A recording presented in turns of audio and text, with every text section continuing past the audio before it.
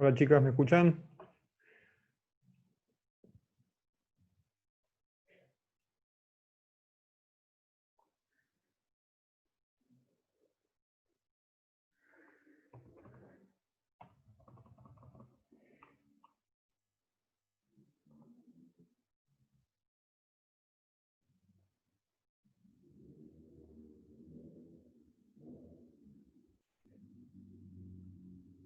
¿No me escuchan o sí? Bien, buenísimo. Ahí ya en breve arrancamos. No sé si se va a conectar alguien más. Pero bueno, vamos a arrancar.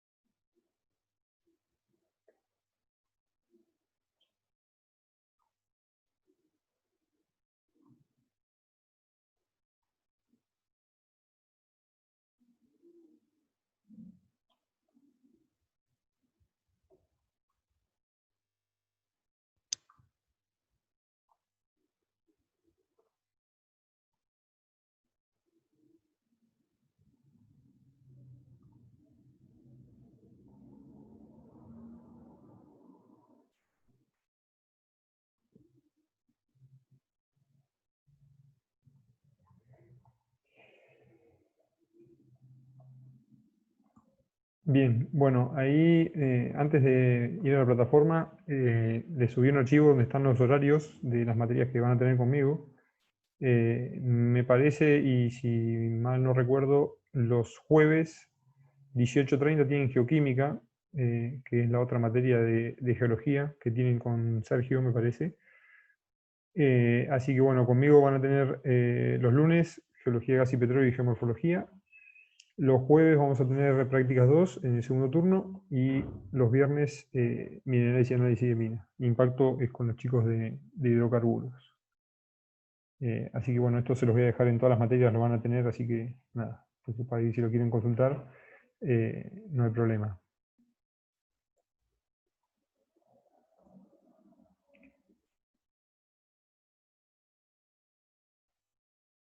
Bueno, ¿alguna consulta antes de arrancar?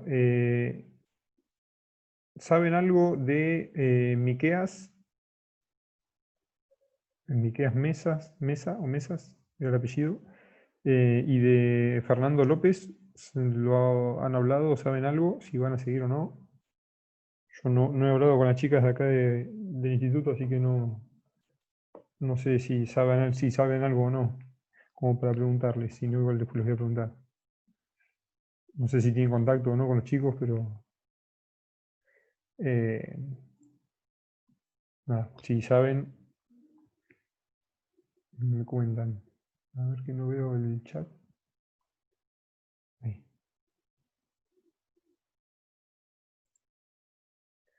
Bien. Bueno, vamos a arrancar al revés. Hoy vamos a arrancar en vez de con geología, gas y petróleo, vamos a ver geomorfo y después geología, gas y petróleo. Bueno, al principio de cada materia van a ver un textito introductorio, ¿sí? Que es más o menos lo que vamos a ver en la materia. Algo importante, que aparentemente lo vamos a tener que implementar con más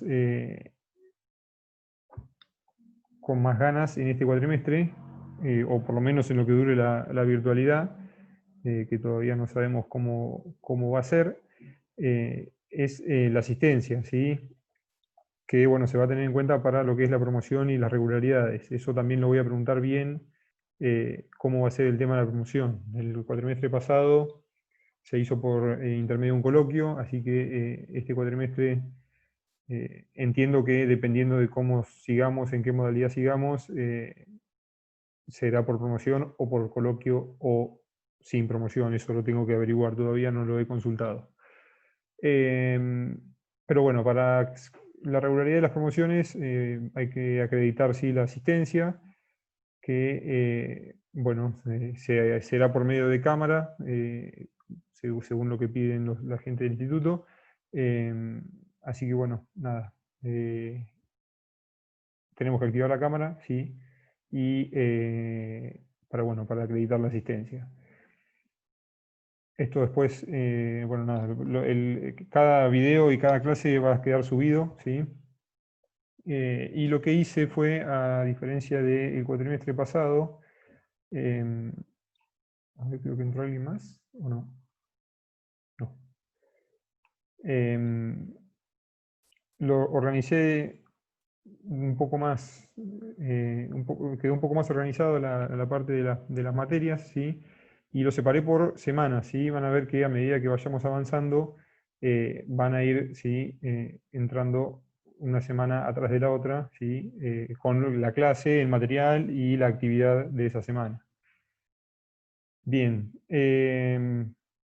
acá todavía no está el archivo de la clase, ¿sí? Después va a estar el link con la grabación de la clase, el link del archivo PDF, ¿sí? Con la teoría. Y bueno, acá les dejé un video para lo que vamos a ver hoy. Y el archivo de la actividad ya está disponible. Que bueno, que es en base a lo que vamos a tratar hoy. Bueno, bien. Cronogramas. Vamos a, denme un segundo.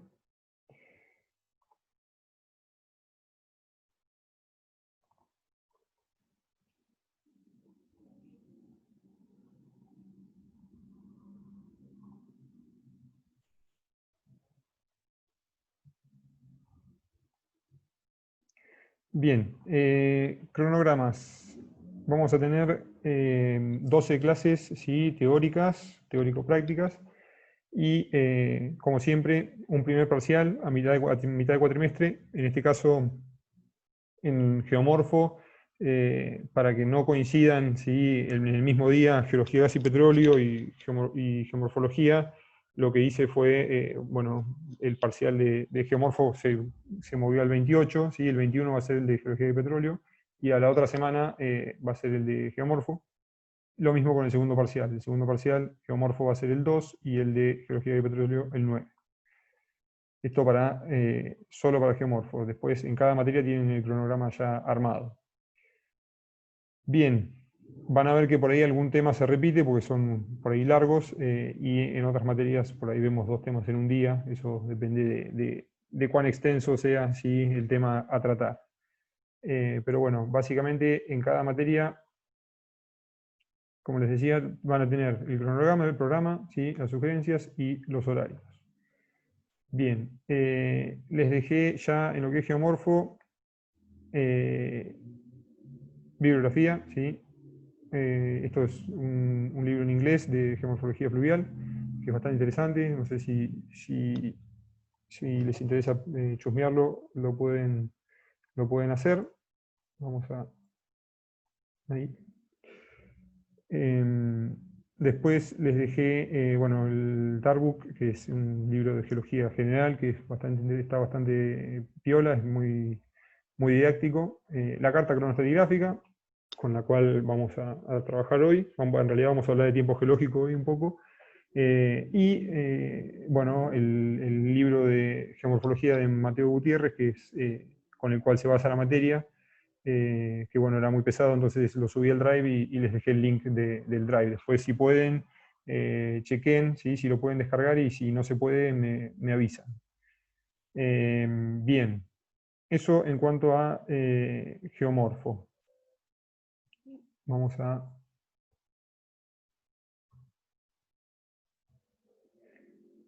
Les voy a compartir. Díganme si cuando no vean la pantalla, que por ahí no les estoy compartiendo, no me doy cuenta, avísenme, ¿sí? Bien.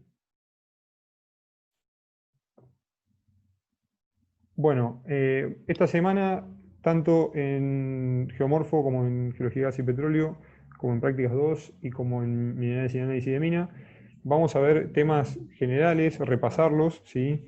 Que bueno, básicamente son temas que es interesante que los reveamos y que los repasemos. Seguramente algunos temas ya los van a haber visto en materias anteriores, pero siempre es importante repasarlos, ¿sí? Para tener un contexto y después poder seguir avanzando con los temas específicos de cada materia. En el caso de geomorfo vamos a ver algunos conceptos de tiempo geológico y vamos a repasar algunos principios fundamentales de geología, ¿sí? Pero bueno, para arrancar con lo que es el tiempo geológico, la idea de hoy es darles una perspectiva de qué hablamos cuando hablamos de tiempo geológico. Así que, bueno, como primer concepto, seguramente lo han visto en geología general. Algunos científicos como Hutton o Lyell fueron los primeros que se empezaron a preguntar y a encontrar respuestas sobre la geología. ¿Sí? En el caso de Hutton, bueno, básicamente reconoció que la historia de la Tierra era mucho más amplia de lo que se creía. ¿Sí? Y en el caso de Lyell, y bueno, otros científicos que lo predecieron, básicamente demostró que la Tierra experimentaba cambios, ¿sí? Y, bueno, episodios, ¿sí? de formación y erosión no solo de montañas, sino de rocas, para lo cual necesitábamos una cantidad de tiempo bastante importante, ¿sí? Y bueno, ya más cerca de lo que sería la actualidad, el descubrimiento de la radiactividad y de otras técnicas nos permiten, sí, saber con bastante, obtener un dato certero, ¿sí? Sobre la edad real, ¿sí? de las rocas. Pero bueno, antes de pasar a la parte radioactiva, vamos a hablar un poco de lo que es la edad relativa, ¿sí? Que en geología es bastante importante, lo estuvimos trabajando en prácticas 2, cuando hicimos los perfiles, en prácticas 2 vamos a seguir haciendo perfiles, donde básicamente si encontramos una roca por encima de la otra, sabemos cuál es la más vieja y cuál es la más nueva, ¿sí? Eso es aplicar los conceptos de edad relativa a las rocas. Y bueno, como primer concepto, interpretar la historia de la Tierra es algo fundamental, ¿sí? Y para ello lo que se hace es estudiar ¿sí? Las pistas que tenemos en las rocas, y sobre todo en rocas sedimentarias, ¿sí? Que es con lo que venimos trabajando también en prácticas 2, con casi todas rocas sedimentarias. Y como otro concepto importante, fíjense que los acontecimientos geológicos en sí, ¿sí? Si no tenemos una perspectiva de cuánto tiempo llevan o en qué momento se generaron, no tienen demasiada importancia, ¿sí? O por lo menos no determinamos de encontrar el significado. Entonces, algunos de los principios fundamentales, esto ya lo comenté hace un ratito, ¿sí? Que bueno, existieron científicos que encontraron que la Tierra era más antigua o que los procesos que formaban la Tierra eran o demandaban mucha cantidad de tiempo, ¿sí?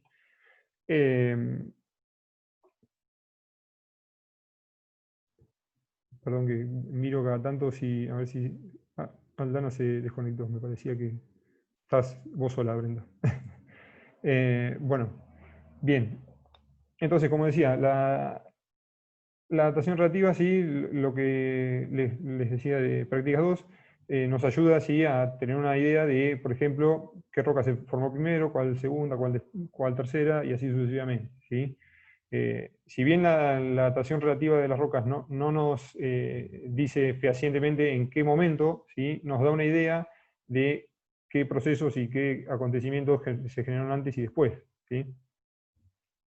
Entonces, dentro de los principios que me interesa que repasemos, vamos a ver el de uniformitarismo, el de horizontalidad original, fósiles y sucesión faunística, relaciones de corte, superposición, continuidad lateral, deformación y ley de inclusiones. ¿Sí? Algunos seguramente se los deben acordar, pero los vamos a ir viendo bastante rápido. Hutton de vuelta en geología lo primero que se enseña generalmente es que el presente es la llave del pasado. ¿Esto qué significa? Que los procesos que estamos viendo hoy se entiende que se generaron en el pasado, ¿sí? Entonces el proceso que vemos hoy seguramente fue el que formó al sedimento y a la roca que hoy vemos en el registro sedimentario, ¿sí? Entonces, bueno, un ejemplo es la gravedad, ¿sí? Otro es la erosión, depositación, etc. En lo que es el principio de superposición, básicamente el principio sostiene que las rocas son depositadas sobreyaciendo, ¿sí?, a una depositada previamente. Entonces, en una secuencia sedimentaria que no haya sido disturbada, ¿sí?, o sea, que no haya sido deformada o plegada, la capa más antigua siempre estará por debajo que la moderna. En el caso de el principio de horizontalidad original, se asume, sí, que todos los sedimentos se depositan en capas horizontales y bueno, también está lo que serían los flujos lábicos, que si bien no son rocas sedimentarias, también se asume que se depositan de manera horizontal, ¿sí? Bien, en el caso de la continuidad lateral, si bien los estratos obviamente no son infinitos de manera lateral, generalmente una capa sedimentaria, ahí se conectó al lana, ahí, a ver,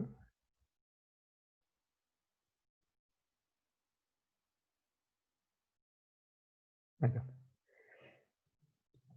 Volviste al lana, se te había cortado, me parece.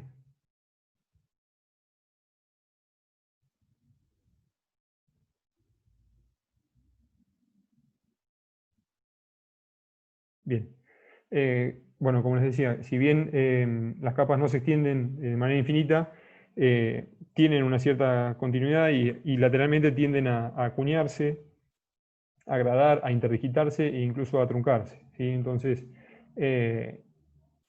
podemos llegar a generar algún tipo de asociación, ¿sí?, entre sedimentos que se encuentren separados, ¿sí?, pero temporalmente asociados. Bien, bueno, básicamente lo que les decía, por ejemplo, acá lo que vemos es la cuña, ¿sí? Vemos cómo se trunca a su vez, ¿sí?, lo que sería precuyo y grupo cuyo inferior. Esto lo estuvimos viendo un poco en prácticas 2. Y en lo que son los límites verticales, ya vimos en geología estructural, vimos concordancias, paraconcordancias, discordancias, etcétera, ¿sí? Eso ya lo estuvimos trabajando en el cuatrimestre anterior. Bien, otra cosa interesante e importante, ¿sí?, en lo que hacia la datación relativa de las rocas son los fósiles, ¿sí?, y la sucesión faunística. Generalmente un fósil, ¿sí?, es sincrónico con la roca en la que se encuentra, ¿sí?, siempre y cuando esa roca no haya sido expuesta, meteorizada, erosionada, transportada y redepositada, ¿sí?, en otro sector. Entonces, hay que tener cuidado porque podemos tener incluso fósiles que no son o no coinciden con el ambiente de depositación de la roca. ¿Por qué? Porque la roca de la cual proviene ese fósil fue retrabajada y redepositada en otro ambiente, ¿sí? Pero de manera general podemos decir, sí, que casi todos los fósiles que encontramos en las rocas sedimentarias son sincrónicos con esa roca, ¿sí? Bien. Después también se sabe que grupos específicos de fósiles aparecen, ¿sí?, en registros rocosos de un orden global, ¿sí? De ahí sale el concepto de fósil guía. No sé si lo han visto o no, seguramente que sí. Pero bueno, básicamente un fósil guía es un fósil que está extendido, tiene una extensión geográfica amplia, ¿sí?, en el registro sedimentario, o sea que lo encontramos en distintos sectores del planeta, y temporalmente, en el tiempo geológico, ese fósil es más bien limitado, ¿sí? Entonces eso nos ayuda a saber, ¿sí?, la edad relativa de un mismo conjunto sedimentario, de un mismo estrato, por ejemplo, en distintos sectores del planeta, ¿sí? Si varias rocas en distintos lugares tienen el mismo fósil, ¿sí? Que está acotado a un tiempo geológico corto, ¿sí? Ese fósil guía nos va a ayudar a saber, ¿sí? o a entender que temporalmente esas rocas están asociadas. Bien, el principio de deformación, como dijimos, esto va un poco de la mano con lo que es horizontalidad original, ¿sí? Si decimos que todos los datos se depositan de manera horizontal, ¿sí? Obviamente no están deformados, entonces toda deformación que la roca sufra va a ser posterior, ¿sí? a su formación, ¿sí? En el caso de las inclusiones, la ley de inclusiones establece que básicamente los fragmentos de roca que tengamos, ¿sí? Ya sea rocas clásticas, o sea, sedimentarias, lavas o intrusiones, ¿sí? Son posteriores, ¿sí? a la roca de caja, o sea, son, perdón, la roca de caja es posterior a la inclusión, dependiendo de qué estemos hablando, ¿sí? Si, por ejemplo, estamos hablando de rocas clásticas, el clasto, ¿sí? Va a ser previo al sedimento que lo contiene, ¿sí? Si estamos hablando de una intrusión, la intrusión va a ser más moderna, ¿sí? que la roca de caja. Eso quería explicar, me expresé mal al principio. Entonces, si tengo sedimentos dentro de una roca sedimentaria que no tienen mayor mayor relación, ¿sí? Tanto física como temporal, entonces estamos hablando de una roca retrabajada que se volvió a depositar en otro sector y forma parte de una roca más moderna. En cambio, si tengo una intrusión ígnea, por ejemplo, ¿sí? Estamos hablando que la intrusión es más joven, ¿sí? que la roca que lo contiene. Bien, en cuanto al principio de intersección, básicamente la intrusión, como les decía, es más joven que la roca, ¿sí? Y la falla siempre es más joven también que la roca que corta. Entonces, hay que tener cuidado, sobre todo cuando tenemos rocas sedimentarias e ígneas extrusivas, por ejemplo, o intrusivas como filones, ¿sí? ¿Por qué? Porque si tenemos una sucesión horizontal, por ejemplo, y tenemos una capa de lava extrusivo, ¿sí? La roca sedimentaria que está por debajo va a estar afectada por esa lava, ¿sí? Y por encima voy a tener roca sedimentaria que no sufrió ningún tipo de cambio físico ni químico, ¿sí? La roca que está por debajo sí. ¿Por qué? Porque ese cambio esa temperatura alta de la lava afecta a la roca sedimentaria. En cambio, si es un filón capa, o sea, una roca intrusiva que no llegó a superficie y que solidificó en profundidad, vamos a tener a la roca sedimentaria por encima y por debajo de ese filón capa afectado, ¿sí? por la intrusión justamente de ese filón. Entonces esa es una forma de determinar en el registro si estamos viendo una colada, por ejemplo, o un dique o un filón capa, cuando la roca volcánica o ígnea, ¿sí? coincide con el registro sedimentario. Si lo intruye y lo corta, ¿sí? Ya sabemos directamente que es más joven. Acá lo expliqué un poco mejor porque me había quedado medio escueto. Pero bueno, un ejemplo de horizontalidad original es el Cañón del Colorado, que lo deben conocer. Estaba acá en una foto anterior, acá. Esta foto de acá a la izquierda es del cañón, ¿sí? Fíjense, está todo horizontal. Obviamente lo más antiguo y lo más moderno hacia el tope. Eh, Bien, y después tenemos el concepto de correlación, que también lo deben haber trabajado en algún momento. Eh, que bueno, básicamente la correlación es emparejar rocas, ¿sí? de edad similar. ¿Cómo lo hacemos? Por ejemplo, con los fósiles guías, que es lo que les contaba hace un ratito, ¿sí? Con similitudes en la litología. Si tenemos mismos fósiles, misma litología, buenísimo. Estamos hablando de una continuidad lateral, además. Eh, pero bueno, básicamente la correlación es esa, ¿sí? Es asimilar o tratar de relacionar estratos y rocas que tenemos en distintos sectores de la corteza o de distintos sectores del planeta a partir de distintas pistas, por ejemplo, los fósiles guía. Fíjense, acá tenemos un esquemita con la ley de horizontalidad, ¿sí? Que nos está diciendo que en algún momento fueron horizontales y después fueron alterados por algún tipo de formación. Lo que estamos viendo es una estructura anticlinal, ¿sí? La ley de continuidad lateral, ¿sí? Fíjense que la edad del estrato horizontal es la misma en todos los puntos, ¿sí? Esta de abajo es la misma que esta y esta de arriba es la misma que esta, ¿sí? Horizontal original, más antiguo, más moderno, ¿sí? O ley de superposición. Y no mucho más. Bien. En cuanto a fósiles, vamos a ver un repaso rápido, ¿sí? De los tipos de fósiles que existen. Recuerden que los fósiles son evidencias de vida, ¿sí? En el registro fósil, o sea, en el registro sedimentario, mejor dicho, que fíjense que a menudo, ¿sí? Son restos de animales petrificados, ¿sí? O sea que se transformaron en roca, básicamente. Dentro de los posibles fósiles, sí, tenemos huellas, restos de plantas, huesos, no me acuerdo, bueno, insectos incluso, ¿sí? Restos de plantas, restos de troncos. Lo que vemos acá son crinoideos y bueno, una especie de libélula. Y bueno, acá, estas son fotos acá de rincón, ¿sí? Que parece un fémur y acá un bochón de algún, creo que también era un fémur ese, si no me equivoco.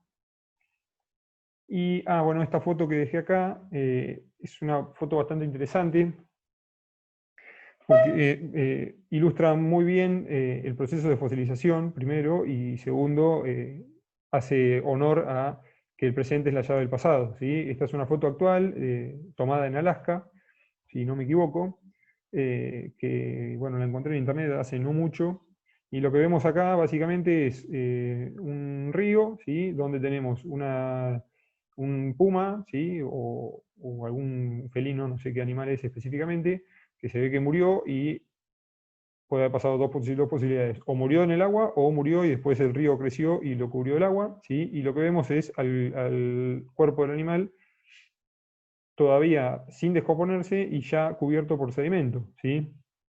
Entonces, esto es básicamente el principio del proceso de fosilización.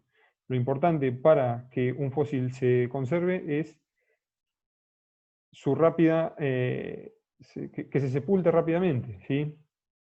Entonces, de esa manera nos aseguramos de alguna, sí, que se conserve. ¿Por qué? Porque si no se cubre rápidamente por sedimento, se descompone, se lo come otro animal, se oxidan las partes tanto blandas como los huesos, ¿sí?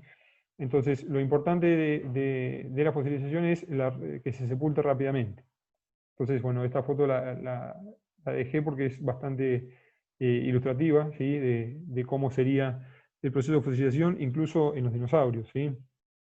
En donde necesitaríamos un ambiente bastante más dinámico que este para cubrir, eh, por ejemplo, un saurópodo que mide 30 o 40 metros de largo, ¿sí? Bien. Esta es una foto de unas huellas, ¿sí?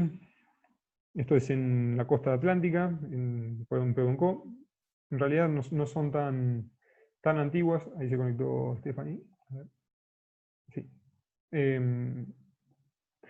Creo que no tiene más de unos 200.000 años más o menos.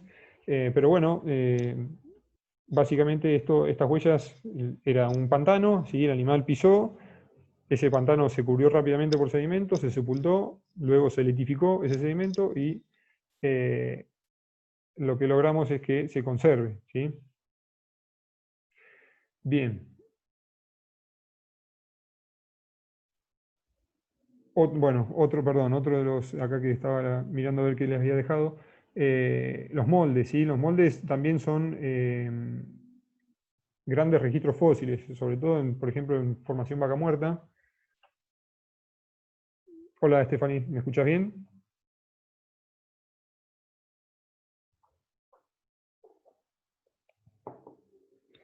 Eh, Bien, lo que te decía, los moldes, por ejemplo, en vaca muerta existen muchísimos registros de moldes de amonoideos, ¿sí? De caracoles.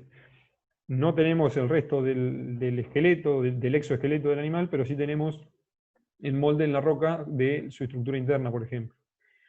Eso no sé si lo habrán visto, pero también son bastante conocidos. Bien, otro tipo de fósil es bueno, la carbonización o las impresiones de hojas, ¿sí? Básicamente lo que queda es el resto carbonoso en una lutita, por ejemplo, que bueno, es otra alternativa a lo que es la fosilización de plantas. Y bien, acá les dejé otros 3 tipos, ¿sí? Las madrigueras, que también acá en el museo tenemos, en el museo de acá de Argentina Urquiza, tenemos un resto fósil que no sabemos si es una madriguera o un tronco, o bueno, una raíz en realidad, podría ser cualquiera de las dos. Para mí es una madriguera por la forma, pero bueno, básicamente es un tubo de arenisca, ¿sí? Que seguramente se ha rellenado en algún momento y eso después se litificó y quedó la forma así del tubo, del túnel. Y después tenemos los coprolitos y los gastrolitos. Los coprolitos básicamente es el excremento, ¿sí? Y el contenido del estómago, que en el caso de, por ejemplo, los saurópodos, se ha encontrado, ¿sí? Restos de coprolitos, básicamente rocas, ¿sí?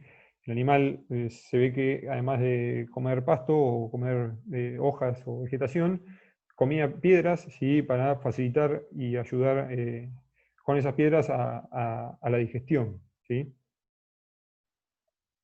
Eso era el caso de los gastrolitos. No lo aclaré previamente. Pero bueno, básicamente esos son estos 3 son los otros 3 tipos de fósiles que me faltaban. Bien, esto creo que ya lo comenté. Sí, fósiles guía. ¿Sí? Fíjense que más o menos sabiendo el intervalo de la edad de cada fósil, podemos saber si que la edad relativa o a veces incluso la edad exacta, ¿sí? de un estrato. Y ya pasamos a lo que es la datación con radioactividad, ¿sí? Que como les veníamos diciendo en lo que es datación relativa, utilizamos los principios, pero no nos da una fecha exacta, ¿sí? Ahí se está conectando Renata.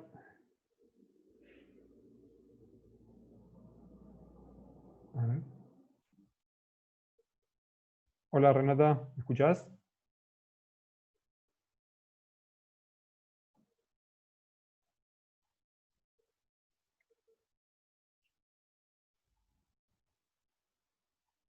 Bueno, espero que sí.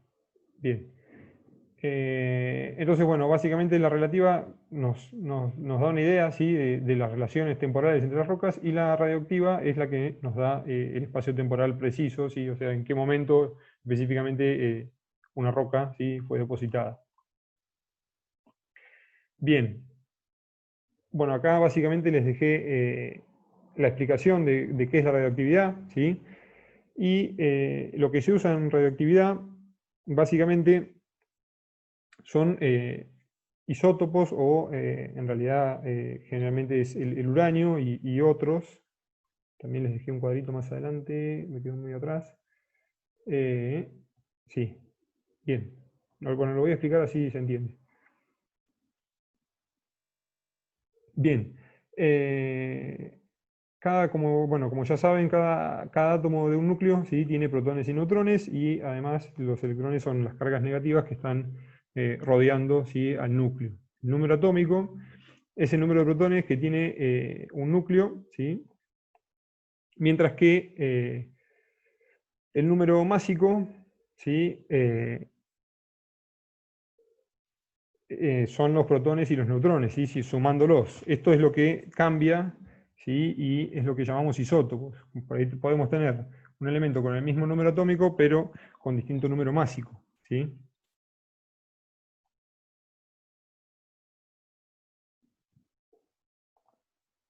Perdón que por ahí miro el chat y eso, porque por ahí entra alguien y no me doy cuenta. Bien.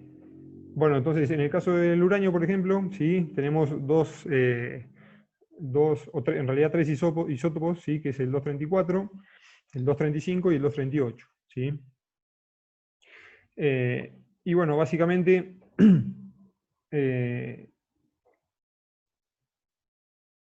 lo que se hace es medir, ¿sí?, cuánto tarda en desintegrarse un núcleo, ¿sí?, o un isótopo en realidad, y con eso se mide la vida media.